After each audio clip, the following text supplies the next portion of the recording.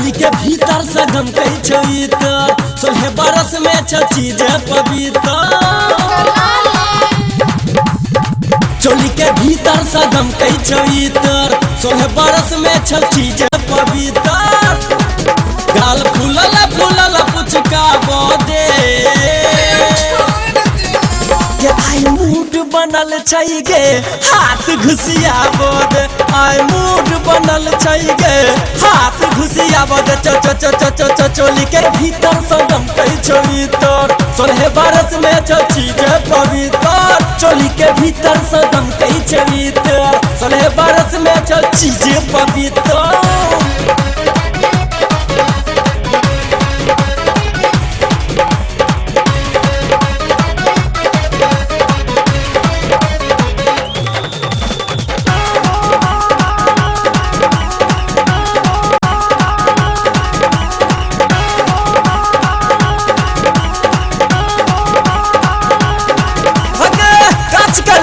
चिनार जवानी गाल गुलबिया दिलवानी सहानी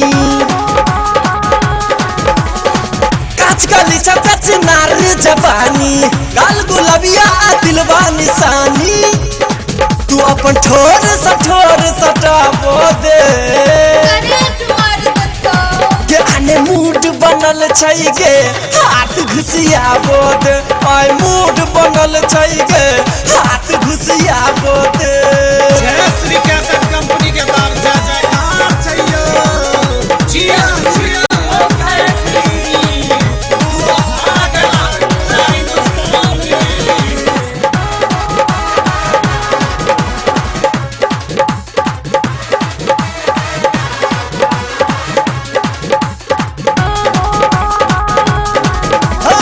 खुजल केस तोहर बिखरल छौ कान पर मिनी स्कर्ट तोहर के ने आई जान पर खुजल केस तोहर बिखरल छौ कान पर मिनी स्कर्ट तोहर के ने आई जान पर अब लौट कने पछिया बोदे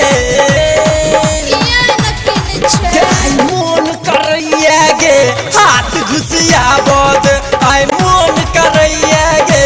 हाथ घुसिया बोदी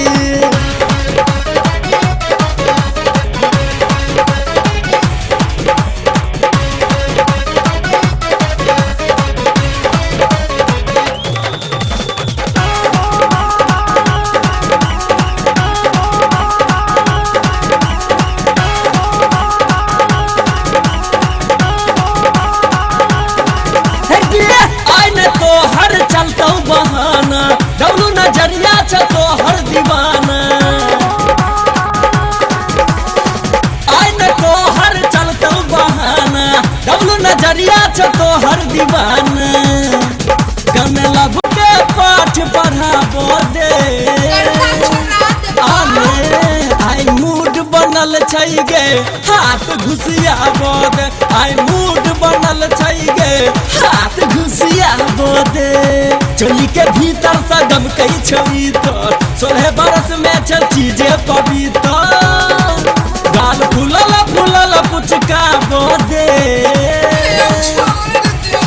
के आई मूड बनल छै गे हाथ घुसियाबो दे आई मूड बनल छै गे हाथ घुसियाबो दे चोली के भीतर से गम कई छवितर 16 बरस में छ चीज पवित्र चोली के भीतर से गम कई छवितर 16 बरस में छ चीज पवित्र तो घुसिया ले